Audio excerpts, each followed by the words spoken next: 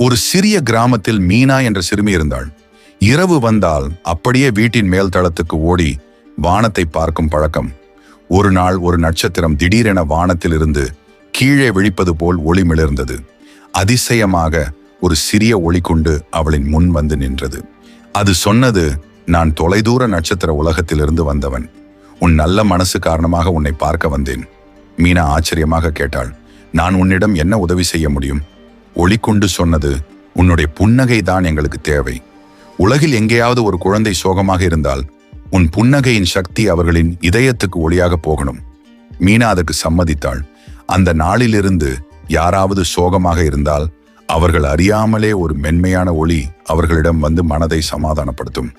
அது மீனாவின் நல்ல மனசின் ஒளிதான். கதையின் நீதி என்னவென்றால், நல்ல மனம் கொண்டவரின் ஒளி அவர் அருகில் இல்லை என்றாலும் உலகை பிரகாசப்படுத்தும். இது போன்ற கதை கேட்க எல்லாரும் சப்ஸ்கிரைப் பண்ணுங்க நண்பர்களே.